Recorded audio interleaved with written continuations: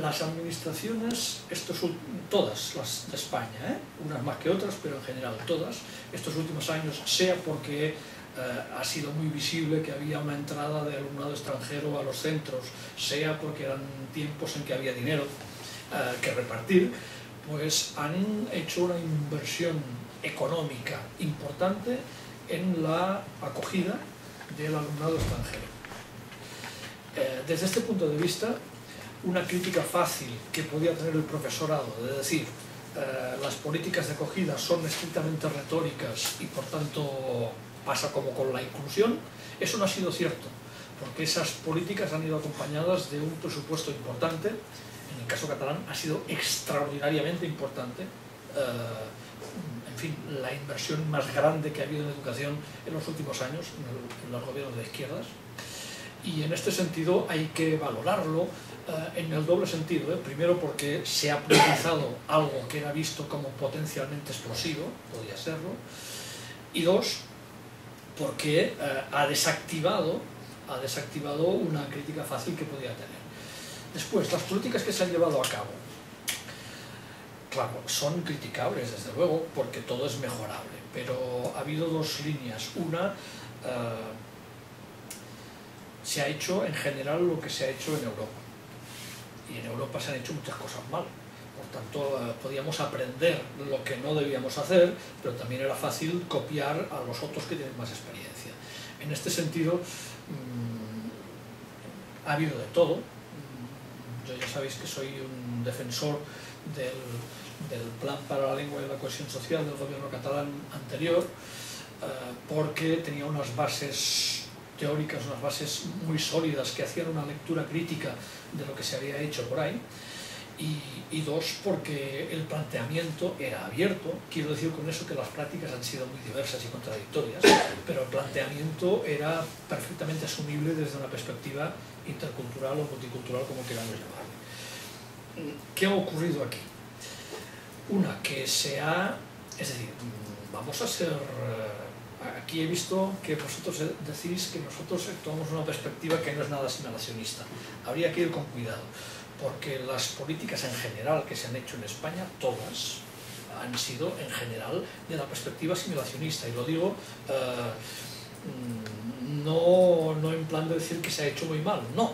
Es una de las perspectivas que países democráticos y países con más experiencia han llevado a cabo, y por tanto es una política posible. Y en este sentido, ¿qué se ha priorizado? Se ha priorizado la lengua de enseñanza, un objetivo obvio, porque es un elemento importante, y casi solo se ha priorizado eso. Y la política casi ha quedado limitada a decir: vamos a ayudar a que esta gente aprenda la lengua de aprendizaje, sea el español, sea el catalán, sea lo que sea, y con eso se acabaron los problemas de interculturalidad. En este sentido, eso se ha demostrado absolutamente falso, y por otra parte ha olvidado un sinfín de elementos, de cambios de todo tipo, curriculares, de valorización de las lenguas y el capital cultural de estas gentes, etcétera, etcétera. Eso se ha olvidado en bien de este tema. Y el otro, a nivel organizativo, ha habido de todo. Ha habido experiencias totalmente segregadas, tipo aulas de enlace de Madrid, y ha habido experiencias bastante más inclusivas a veces sobre el papel. En la práctica a veces no han sido tan inclusivas, pero la idea de que el alumnado extranjero no tenga que ir a otro centro o a otro lugar mientras no aprenda español, eso es una idea segregadora. Es decir, el alumnado debe recibir el apoyo que sea en su propio centro, debe recibir un empujón y una atención especializada, individualizada, intensificada, como quiera llamarse, en el propio centro, pero ya se sabe que, por una parte, que el aprendizaje de la lengua y la socialización se hace con los demás alumnos, independientemente de los profesores, y lo que no ha ocurrido en ningún caso es que se hayan modificado las formas organizativas generales y el currículum en general. Eso en ningún lado. Es decir, creo que hay que valorar en positivo lo que se ha hecho, y ha habido inversión y ha habido intención de copiar lo que al parecer hacían determinados países de nuestro entorno, y por otra parte hay que hacer la crítica porque algunas cosas se han hecho mal hechas y otras ya están demostradas con investigación y con datos que no ha corregido la desigualdad de entrada, si es que había desigualdad, o no ha corregido el hándicap que podía suponer pues, el no modificar el currículum. ¿Y las propuestas de futuro? Propuestas de futuro, pues si me las pides a mí, en estos momentos dinero no hay. Y lo primero que han recortado en todas partes ha sido eso. De forma que no hay dinero y además la crítica de la academia dice que es lo que se ha hecho no sirve, miel sobre hojuelas, fuera. Y por otra parte, eso añadido a que llegan menos extranjeros a los centros, llegan por agrupación algunos, pero pocos, bastante menos que hace 10 años, para decirlo rápido. Entonces, eso por una parte. Y a nivel también simbólico que decíamos antes de vocabulario, está desapareciendo la idea de interculturalidad, o la idea de multiculturalidad está desapareciendo y ahora prima lo de cohesión, que traducido quiere decir vamos a intentar reducir las desigualdades para que no explote eso, o la convivencia, ya que hay bullying y hay conflictos, lo que sea, que no se nos vaya de las manos, pero la idea fuerte, dura, de decir vamos a cambiar lo que hacemos en las escuelas, tanto a nivel de currículo como a nivel organizativo, eso está desapareciendo a marchas forzadas. Por tanto, a nivel de futuro, creo que hay que resistir, y lo digo con toda la intención, es decir, lo de la interculturalidad ha sido un avance que cuestiona el núcleo duro de lo que se ha hecho en las escuelas, es decir, la escuela que era bueno, dirigida a una determinada clase social, a una escuela que olvidaba las 3/4 partes del mundo, como si no fueran humanos, decirlo muy rápidamente, y eso por una parte. Antes he criticado lo de las actitudes y valores. Yo quiero decir que bueno, este es un fracaso. Primero, es una demanda social absolutamente importante, de que la escuela y el instituto cuide la educación en valores. Es una demanda social, a veces excesiva, pero es una demanda, y creo, por tanto, que el sistema educativo debe responder a las demandas sociales, le guste o no le guste. Estamos ahí como instrumento al servicio de la sociedad. Y por otra parte, las formas en que se hace la educación en valores, la educación en general, para la convivencia de la ciudadanía, son formas muy poco eficaces. Muy poco eficaces en el sentido de que enseñar valores o aprender valores no es lo mismo que aprender matemáticas. Y en este sentido habrá que buscar fórmulas pues, que den frutos, por una parte, y dos, habrá que ir a la raíz. Y la raíz, desde mi punto de vista, es que no hay buenos y malos por genética, sino que hay situaciones que llevan a hacer el mal y situaciones que llevan a hacer el bien. Y por tanto, construir identidades con criterio, sólidas, capaces de ser independientes y de oponerse al grupo, de no ser gregarios, de poder tomar decisiones informadas sin temor a lo que sea, sean cuales sean las circunstancias, eso es muy duro y grave y siempre digo el mismo ejemplo, pero me lo vais a permitir en bien de la brevedad.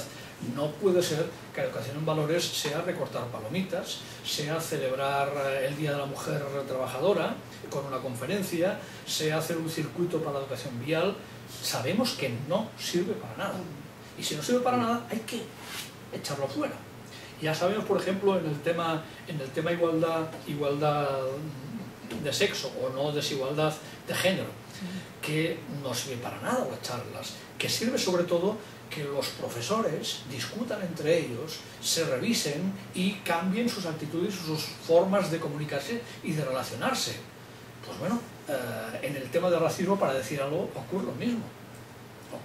Por tanto, ahí tenemos una patata caliente, porque afortunadamente vivimos en una sociedad que creo que es libre, que creo que es compleja, que creo que es abierta, y en este sentido el conflicto será permanente, el conflicto será continuado, y es lógico que sea así.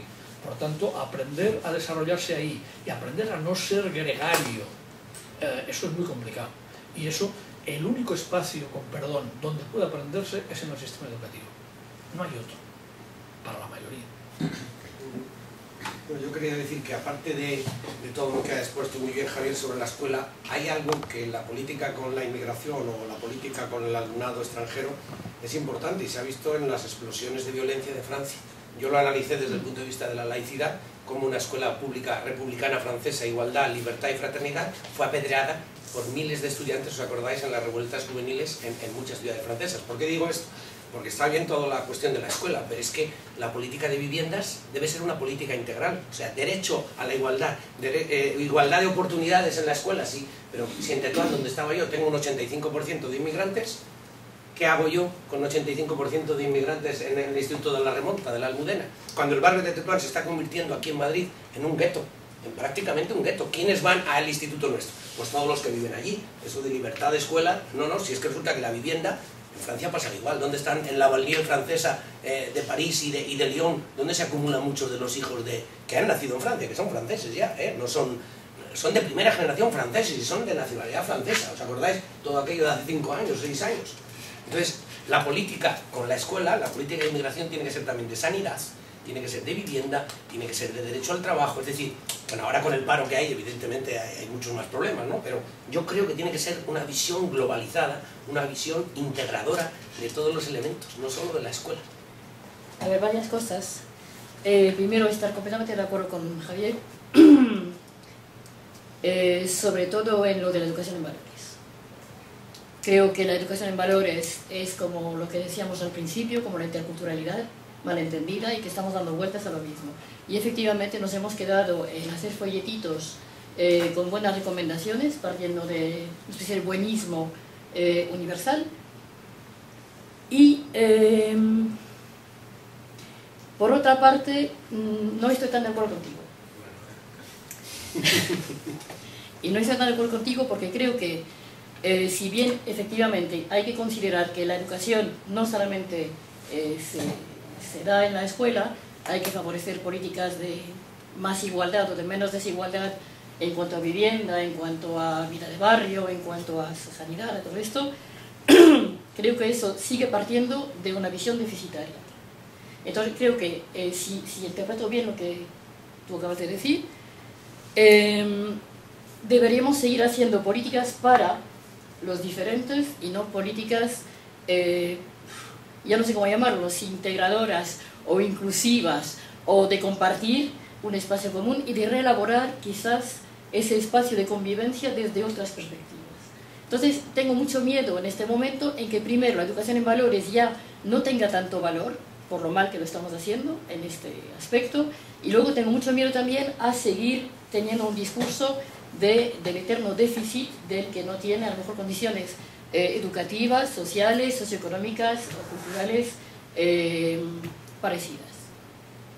No entiendo bien la crítica. Yo lo que estoy diciendo es que Francia, escuela republicana, donde todos los frontispicios desde hace 100 años o 200 pone igualdad, ¿no?, libertad y fraternidad, como mis amigos franceses me decían, ¿qué es lo que hemos hecho mal para que apedreen los institutos de Francia? Eso es lo que... Fácil, bueno, es muy fácil. Pues la escuela no es la escuela la que tiene solo el problema, es que es toda la sociedad francesa también la que tiene... O sea, quiero decir, la política de izquierda, ¿qué había hecho allí la izquierda durante años? Yo por los amigos de París, quiero decir, yo no hablo ahora solo como español, ¿no? Quiero decir, Tetuán, si me mandan el 80% de los chicos inmigrantes, tengo un problema, ¿no? No. ¿Cómo que no tengo un problema? No me dan recursos para afrontar ese problema. Con un 85% a mí me parece que hay topes en la vida humana y en las sociedades que no se deben sobrepasar. Yo no creo que se pueda... No tienes un problema, tienes una riqueza. Bueno, pero no lo estamos... No. En la práctica estoy teniendo ahí un problema. Una situación jodida. Quiero decir, es una situación donde no saben, y yo he colaborado como orientador con eso, y no sabíamos qué hacer porque no podíamos atender eso. No podíamos atender. Perdóname, el hecho de que no sepamos qué hacer con un 80% de alumnado inmigrante es una cosa. Sí.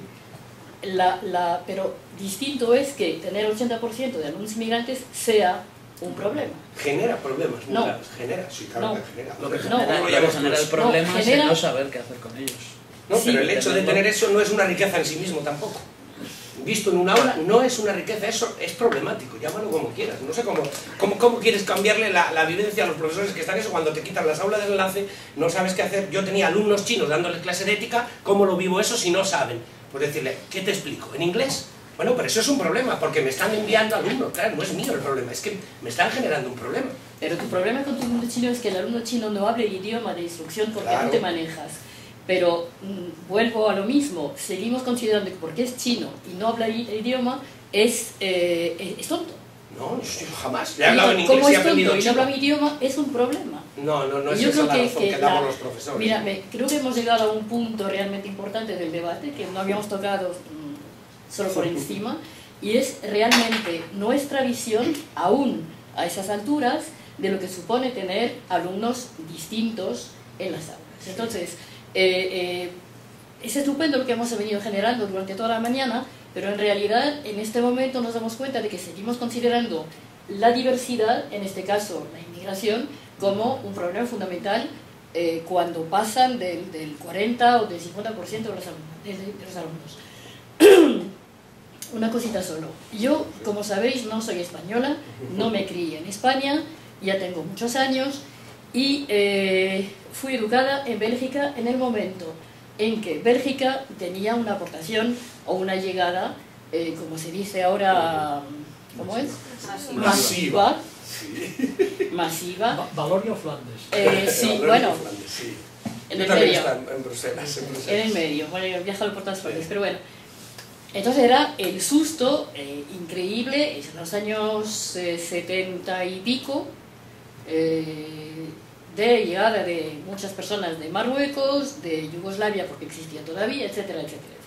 Entonces, el mismo momento de pánico, lo mismo en Francia, se vivió allá. Yo tenía compañeras que eran maestras que tenían un elemento, por llamarlo de alguna manera, belga, en una clase de 25 personas. Y los otros 24 no hablaban el idioma, pero no solo no hablaban el idioma de instrucción, sino que entre ellos no tenían una lengua común. Bueno, entonces, pánico generalizado. Medidas, pues medidas también de buena voluntad en el momento de qué vamos a hacer con todo eso, qué tal, qué cual. Lo que a mí me preocupa es que a esas alturas, con esos modelos más o menos exitosos de Francia, de Alemania, de Bélgica, de Inglaterra, no seamos capaces hoy día de no tener la misma actitud que aquella maestra amiga mía de los años 70. Y seguimos diciendo, tener 80% de alumnado extranjero en un centro es una catástrofe, un problema, y no sabemos cómo hacer porque el pobre chino no me entiende cuando hablo. Claro, pues yo tengo que dar ética en filosofía, fíjate. Esto creo que es el núcleo duro de la cuestión, que toca la formación del profesorado, el cambio de mentalidad, la sociedad en general y luego las relaciones entre pares. Y creo que esto no lo hemos tocado hasta ahora y es esto realmente el punto fundamental, que si no conseguimos cambiar la mentalidad de los que vemos la diferencia, seremos incapaces de transmitirlo en los cursos de formación. Y eso creo que es algo que no habíamos tocado y que es importante. En cuanto a la multitud de culturas que pueda haber en el aula y en el centro educativo, en cuanto a la diversidad de lenguas que se puede hablar en el centro educativo, sí que me parece que hay una rigidez en cuanto al uso y a la evaluación de la adquisición de conocimientos por parte del alumnado extranjero que no conoce la lengua de instrucción o la lengua vehicular en la que se transmiten los materiales, la materia curricular, y sí que me parece que debería relajarse un poco esa rigidez en cuanto a la evaluación. Es decir, si nosotros queremos éxito en nuestros alumnos, porque claro, la sociedad está en esa dicotomía de éxito-fracaso, que hay un gran colorario, pero que simplemente se aboca al fracaso a algunos alumnos y se apoya para el éxito a otros muchos, sí que debería relajarse la rigidez en cuanto a el uso de una lengua en la que el alumno pueda comunicar y pueda adquirir conocimientos y se pueda evaluar de una forma no tan rígida esa adquisición de conocimientos y se le pueda facilitar la adquisición de conocimientos para el éxito en su vida escolar y profesional, intentando apoyarla. Es decir, tendría que haber paralelamente un apoyo lingüístico permanente en toda la etapa de escolaridad obligatoria del alumnado extranjero y también una relajación de la rigidez en cuanto a la evaluación de la adquisición de conocimientos desde mi punto de vista. Porque es verdad, también, y coincido con Xavier, que es fundamental el contacto en el aula con los compañeros que están en tu mismo nivel. Es decir, la afectividad en el aula, tocarte, poder relacionarte, poder establecer esos lazos que despiertan el gusto por el aprendizaje y el hecho de sentirte parte de un grupo es fundamental en la acogida del alumnado que llega al centro educativo, que llega al aula, porque va a condicionar todo el desarrollo de enseñanza-aprendizaje de estas personas que llegan a nuestro centro educativo y que llegan al aula, y que va a ser fundamental esa acogida, esa afectividad que hay en el aula para que nos sintamos cómodos y podamos todos aprender. Y puesto que los docentes no somos capaces de enseñar en la lengua materna de esos estudiantes que llegan a nuestras aulas, que digamos que es una carencia que tenemos y que somos incapaces de ofrecerle la posibilidad de adquirir esos conocimientos en su nivel al mismo tiempo que al resto, sí que deben paralelamente ofrecerse las dos cosas: apoyo lingüístico permanente toda la etapa de escolaridad obligatoria y relajación de control de conocimientos y flexibilidad en cuanto a poder expresarse de una forma adecuada que comunique la adquisición de conocimientos, pero no en la rigidez en la que ahora mismo se evalúan los conocimientos en la escuela. Solo un matiz. Cuando dices que es una carencia que no podamos enseñar a los alumnos en su propio idioma, yo discrepo un poquito en esto. No, una carencia que tenemos los docentes de ser incapaces de expresarnos en su idioma. En su idioma. En distintos idiomas. Sí, es una sigo carencia. discrepando un poco. Simplemente porque creo que dentro del proyecto migratorio de las familias no vienen a trabajar y se vuelven a su país en general. A lo mejor ahora con la crisis nos encontramos que sí, o que sí que vuelven, ¿no? Hay mucha gente que ahora se va y vuelve a su país porque su país está en... O sea que hay un nuevo escenario también en ese tema. Sí. Ahí está. La única cosa es que yo creo que en un principio, y si nos remontamos a los últimos 6 o 7 años, cuando todavía creíamos que eso era jauja, las personas venían a trabajar con un proyecto no solamente de trabajo, sino un proyecto de vida y de mejora de vida para ellos y para sus familias, sus hijos y sus hijas. A partir del momento en que, me imagino, o sea, estoy pensando en voz alta sin razonarlo mucho, pero si yo me voy a un país con mis alumnos, con mis hijos e hijas, para mejorar el proyecto de vida mío y de ellos, pienso también que se van a instalar en ese país y que harán su vida en este país. Entonces, pienso que de vez en cuando, con la buena intención que tenemos de respetar la cultura de origen, la lengua de origen, corremos también el riesgo de segregar de otra manera. O sea, segregamos en positivo. O sea, vamos a reconocerles la diversidad y a trabajar en su idioma de origen. Con lo cual sigo enseñando con el dedo a alguien que no habla mi idioma. O sea, partiendo del respeto a lo suyo. Pero partiendo del respeto a lo suyo, no lo incorporo a mi ámbito de trabajo. Por lo tanto, con esa persona va desarrollando. Idealmente se hará bilingüe, trilingüe, cuatrilingüe si puede, y si no, seguirá siendo, por poner el ejemplo que todos tenemos en la mente, Ahmed, que ha venido de donde haya venido, y como él habla árabe, tendrá más dificultades para adquirir otros idiomas. Creo que hay un debate también que habría que tener ahí sobre el respeto a lengua y cultura de origen, sobre cómo lo incorporamos y cómo lo incorporan ellos a las múltiples identidades que van a ir adquiriendo a lo largo de su vida, y cómo van a ser capaces ellos y nosotros de gestionar esa ambigüedad identitaria, ¿no? Y si os fijáis, he dicho ellos y nosotros a propósito, porque creo que si seguimos desarrollando esta idea de que ellos tienen su idioma y su cultura de origen, seguiremos considerándolos como no parte de una sociedad que seguimos creyendo nuestra. Tampoco es justo crearles un entorno ideal, porque luego la sociedad no es así. Es que claro, hay que encontrar un equilibrio entre el respeto y el que tú te adaptes a lo que vas a vivir. Al final aquí, tú has venido a mi país, al final, claro, yo tengo que reconocer tu diferencia y valorarla, pero al final salen de los centros educativos y aquí todo el mundo me va a respetar, y no es así al final. Es triste, pero es una realidad. Entonces al final es un poco injusto el crearles. Entonces es lo que tú decías, que al final hay que encontrar un equilibrio un poco en lo que... Y también quería, lo que has comentado antes, realmente yo me puedo poner en la piel de un profesor y ver que eso es un problema. Es un problema. Yo quiero transmitir... Como un problema. Claro, yo quiero transmitir conocimientos y no puedo. Entonces yo al final también va en concordancia con lo que he dicho Xavi, no hay dinero. O sea, yo realmente al final hay que apoyar al profesorado, necesita apoyo para poder desempeñar su trabajo. y también eso desempeña que al final los alumnos pues tengan éxito y demás. No hay dinero. Entonces al final, ¿qué se puede hacer? Entonces yo lo único así que puedo decir al final, en acorde con la situación en la que tenemos actualmente, es lo que dices, buscar un poco en cambio en cada uno de nosotros mismos en el... Vale, yo no puedo, no tengo herramientas, pero por lo menos el querer, el intentar. Porque es triste, pero yo, por ejemplo, en el máster que hemos tenido, nosotros teníamos una compañera que era extranjera y en el mismo momento nos estaban vendiendo la idea de, pues eso, adaptarse y tal y cual, y ella estaba sentada en un lado de esto y no se le en ningún momento hubo ni una atención a la diversidad, y ya estoy hablando de educación de máster, no de... Y al final, pues es irónico que te estén vendiendo la película de, pues la educación, pues sería la atención a la diversidad, el fijarse, bueno, qué podemos hacer para que un alumno se integre y tal.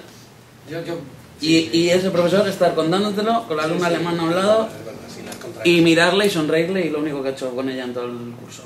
Yo sé si me permites eso que dices de intentar. Yo me vestí de chino, tengo mi Facebook de chino, aprendí algo de chino, no para darle gusto a esos chicos, ¿no?, que estaban estudiando chino delante de mí. Intenté buscar una lengua vehicular común, el inglés, tampoco sabían inglés. Entonces, claro, si hay 10 en clase de ética y yo tengo un currículum que es mediador entre mí y ellos, y yo tengo que hablar de ética, no voy a pasar el tiempo, yo quiero seguir algo, ¿no?, y quiero dar unos contenidos.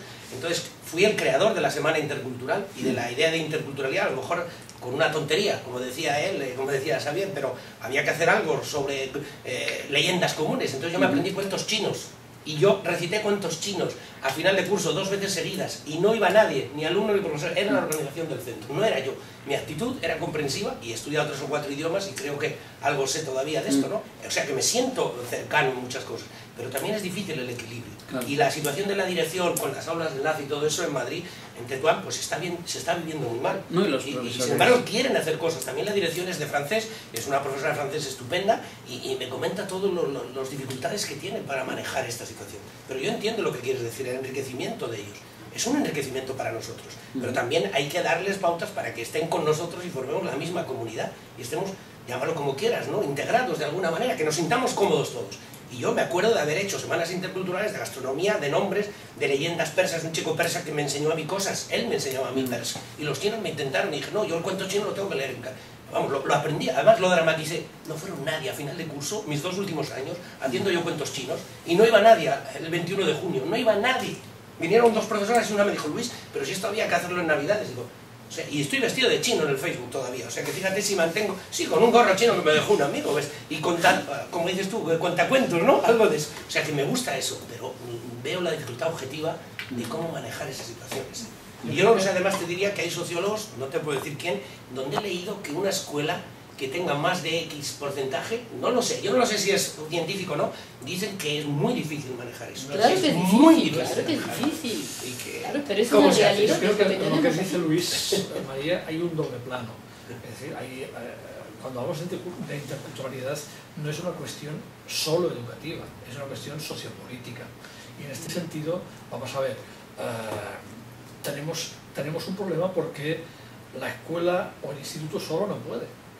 El tema de las continuidades educativas es importantísimo a todos los niveles porque es imposible conseguir los objetivos escolares que están puestos para el sistema educativo si solo contamos con la escuela y el instituto para la mayoría de las personas, a no ser que tengan en casa la doble escuela, para entendernos. Por tanto, ciertamente barrios pobres o barrios donde se acumulan pues los últimos en llegar, ahí hay un problema que desde la escuela solo no puede resolverse. Y por tanto hay que intervenir en la cuestión urbanística y en la cuestión de distribución, hay que intervenir. Yo en eso no tengo ninguna manía en decirlo así rápido. Ese es un plano. El otro plano es el que donde tú te situabas. Una vez que estamos en la escuela, no tenemos un problema, tenemos una situación a la que hay que hacer frente. Y a la que hay que hacer frente probablemente, pues lo primero que habrá que hacer es decir, bueno, necesitamos algunos recursos, incluso personales, que otros centros no necesitan. Porque si tenemos, yo qué sé, una persona pues paralítica en la escuela, alguien tendrá que moverla, para decirlo. Sí. Si tenemos a alguien que es chino y no sabe español, necesitamos algún tipo de apoyo para que este chaval pueda aprender y pueda entender. Es decir, el profesor no tiene, si sabe lenguas mejor para él, pero no tiene que saber las 15 lenguas que están en el aula. Eso no es eso no. Su enseñanza y el aprendizaje tendrá que ser en una lengua en la que podamos entendernos, que es la oficial o que es la mayoritaria, llámalo como quieras. Y eso es un dato que está ahí.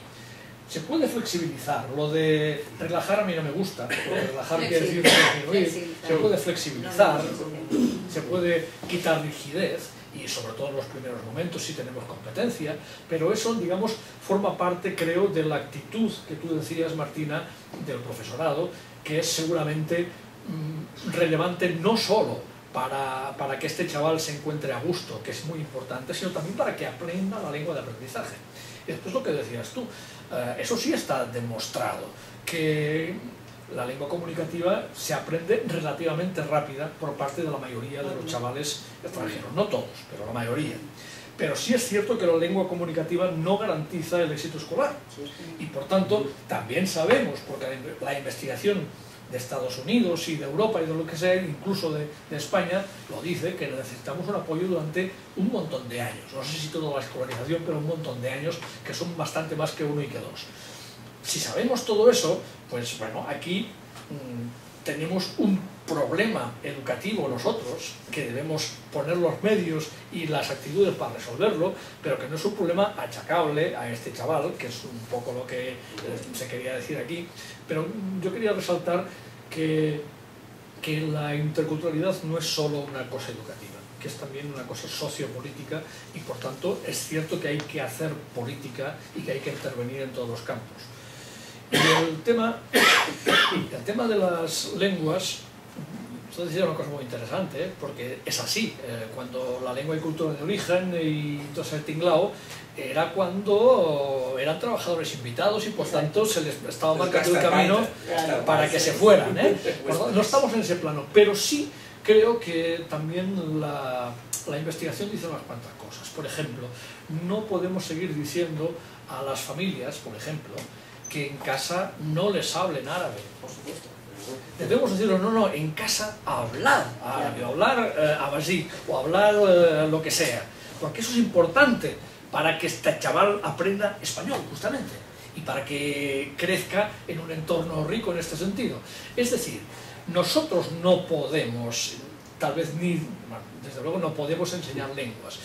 Puede ofrecerse como segunda o como tercera lengua en espacios probablemente extraescolares, probablemente sí, y quien quiera, pero lo que sí debemos es no enredar y no engañar, es decir, no decirle necesitamos que este chaval solo viva en entorno español porque le estamos haciendo mal, y eso lo sabemos. Y en este sentido sí que creo que hay unas cuantas cosas que sabemos que se deben hacer y que desde la escuela o desde el profesorado debemos ir con mucho cuidado, porque se han dado a veces, o el cambiar el nombre, ahora no se hace, pero hace 20 años se cambiaban el nombre de los chavales, eso no puede ser, y bueno, se hacía con buena intención, no juzgamos las intenciones, sino... Al hilo de las lenguas, también deberíamos hablar de lenguas de prestigio o de no prestigio. Claro. Tener una alumna en clase de origen, por seguir con el mismo ejemplo, marroquí, no es una lengua de prestigio, porque no solamente no es que no hable árabe, porque hablará darilla, por ejemplo. Entonces eso, desde el punto de vista de todavía muchos profesores y profesoras, es otra vez un obstáculo para la integración entendida como queráis. En cambio, si tenemos un alumno que habla un idioma de prestigio, como el inglés, el alemán, lo que queramos, esto le va a permitir aprender más rápidamente el castellano, el catalán, el gallego, lo que... dependiendo de donde esté, ¿no? Entonces creo que ahí también el profesorado tiene que hacer un examen, no de conciencia, pero de conocimiento, para darse cuenta que no podemos seguir tampoco repitiendo esta historia y colocando a los alumnos en situaciones socioeconómicas deficitarias y desiguales para automáticamente equipararlo con una lengua deficitaria. O sea, la lengua es la lengua, el aprendizaje es el aprendizaje, y las situaciones económicas o socioeconómicas ayudan o no ayudan. Incapacitan en algunas cosas, pero no en otras. Entonces, estoy de acuerdo contigo con que si tú hablas árabe en tu casa, sigue hablando árabe. Si hablas daría, sigue hablando daría. Eso no te invalida para aprender ningún otro idioma que sea de socialización, de la lengua vehicular o vincular con tus compañeros y compañeras, pero creo que ahí mucho del trabajo tiene que ser el cambio de mentalidad del profesorado. Sí, sí. Y que hoy todavía es la tendencia general, ¿no? El alumno no habla un idioma, con lo cual no está capacitado para aprender. En su casa no se habla un idioma sino un dialecto, con lo cual no tiene costumbre de gramática propia, cuando sabemos todos que la gramática es universal, que la tenemos dentro, ¿no? Sí. Antes de empezar a hablar. Todas estas cosas creo que son motivos de reflexión que todavía deberían no estar y deberían formar parte del currículum formativo inicial del profesorado y de la formación a lo largo de la vida, ¿no? Hay una cosa que creo que es muy importante también y es cuando hablamos de la enseñanza de la lengua de socialización, la lengua escolar, la lengua de instrucción, como queramos llamar, nos olvidamos muchas veces que los alumnos y alumnas que no hablan el idioma que se habla en la escuela no necesitan la lengua para relacionarse, para comprar el pan o para ir a correos, sino que necesitan la lengua para estudiar contenidos. Y creo que ahí, por ejemplo, en todo ese debate que tengamos conjunto y personal e interno, es un momento de, o sea, una especie de clivaje que hay que hacer, porque nos quedamos muchas veces en este plano. Entonces, las aulas de enlace, fenomenal, las de bienvenida, todo eso tomado con pinzas, ¿no? Estupendo. ¿Para qué? ¿Para que el chico o la chica se puedan expresar? No, ya se expresará en relación con los iguales, o sea, en sus relaciones interpersonales. Ahora, ¿para qué necesito yo que este niño o esta niña hable el catalán, el castellano, la lengua de la escuela? Para enseñarle ética, para enseñarle matemáticas, para que me haga unos exámenes buenos y para que él tenga esa oportunidad de avanzar en el sistema educativo. Y eso es un tema que es muy complicado de trabajar también, porque en esas buenas intenciones que ponemos siempre encima de la mesa, se nos olvida que el sistema educativo está hecho para que la gente progrese, avance, aprenda, estudie y trabaje. Pero es la orientación al éxito que yo te decía. Es decir, es verdad que ahora mismo, con las nuevas tecnologías, podemos adquirir conocimientos en nuestra propia lengua. Es más, no quiere decir que eso sea un obstáculo, no, tú puedes estudiar en tu propia lengua y adquirirlo, pero sí que es verdad que te van a examinar y te van a dar un título en ese otro idioma en la que lengua, dominas. efectivamente, en la otra lengua. Y eso es fundamental porque orientas hacia el éxito o hacia el fracaso, Sí. porque estás en nuestra sociedad. Sí. Yo lo que tú decías, mientras aprendes la lengua de instrucción, no tienes que suspender tu aprendizaje de matemáticas o de filosofía, porque puedes tenerlo colgado en la red en tu idioma. Y por tanto vas haciendo en paralelo las dos cosas.